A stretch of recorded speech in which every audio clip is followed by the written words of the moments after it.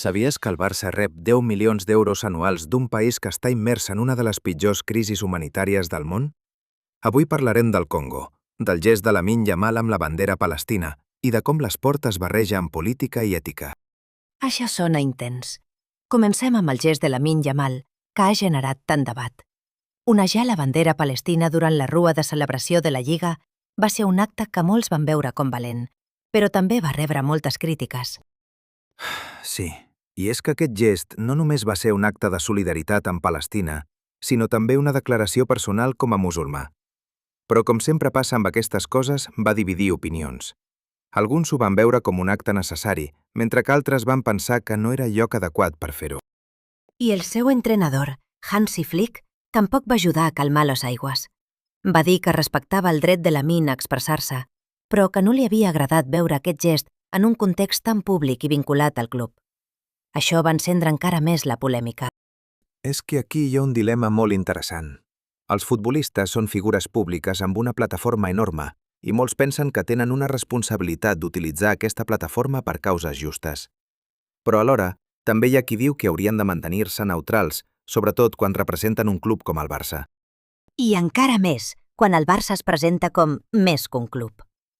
Aquesta frase sempre ha implicat una dimensió social i política, però sembla que amb cada temporada, sobretot sota la presidència de Joan Laporta, aquest significat s'ha anat diluint. Totalment d'acord. I aquí entra un altre punt que és molt polèmic, el patrocini del Congo. És curiós com, mentre es debat si el gest de Lamine Yamal era adequat o no, el club segueix portant publicitat del Congo a les samarretes d'entrenament. I això, segons molts, és un exemple clar de diners bruts. Sí, el Congo paga al Barça 10 milions d'euros anuals per promoure una imatge de país en vies de desenvolupament. Però la realitat és molt més fosca.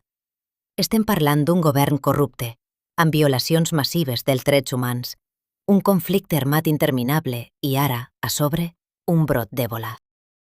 És una situació tan complexa.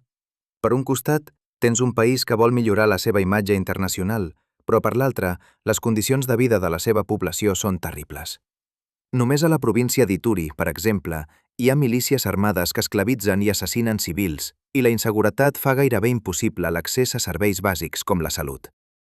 I això és el que fa que el patrocini sigui tan controvertit.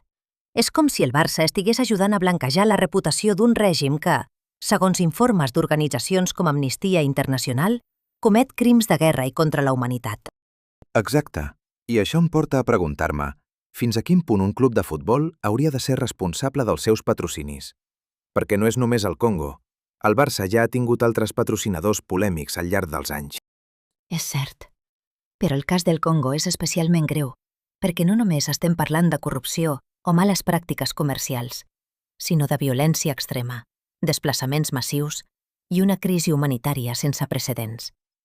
I mentre això passa, el club porta aquesta marca a la seva roba, com si res. I aquí és on entra la hipocresia. Perquè mentre el club es posiciona com un símbol de valors i solidaritat, accepta diners d'un govern que perpetua la misèria del seu propi poble. És un contrast brutal. És que no hi ha coherència. I això em fa pensar en el gest de Lamine Yamal. Potser, en un món ideal, el jugador hauria pogut rebutjar portar aquesta samarreta amb el patrocini del Congo, a més d'aixecar la bandera palestina.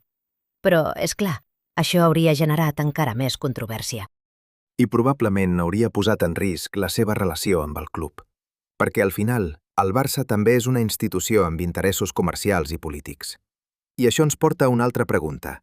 Fins a quin punt els jugadors tenen llibertat per expressar-se sense repercussions? Aquesta és la gran qüestió. Perquè, com deies abans, els futbolistes tenen una plataforma enorme, però també estan sota una pressió constant per mantenir una imatge determinada. I quan aquesta imatge entra en conflicte amb les seves creences personals, les coses es compliquen molt. I això no és exclusiu del futbol. Ho veiem també en altres esports, com el bàsquet o fins i tot en els Jocs Olímpics. Hi ha un esforç constant per mantenir l'esport com un espai neutral, però la realitat és que l'esport i la política sempre han estat interconnectats. Sí, i de fet, el Barça mateix ho ha demostrat en altres ocasions. Per exemple, quan van organitzar un clínic per nens d'Israel i Palestina en només 48 hores. Va ser un gest molt aplaudit perquè demostrava que l'esport pot ser una eina de reconciliació i pau. Però, per desgràcia, aquests gestos són l'excepció i no la norma. El que veiem més sovint són decisions motivades pels diners, com el patrocini del Congo, que acaben tacant la imatge del club.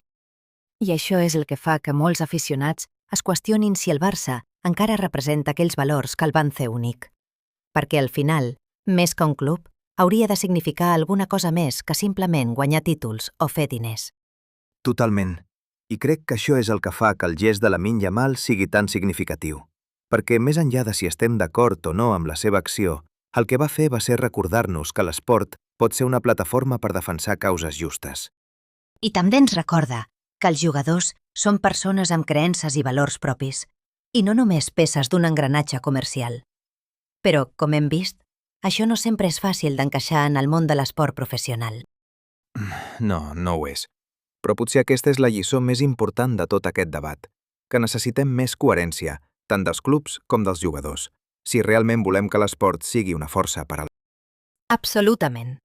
I amb això crec que podem tancar aquest tema tan complex, però segur que ens sentirem a parlar més en el futur. Sens dubte. Gràcies per aquesta conversa tan enriquidora. Fins la propera.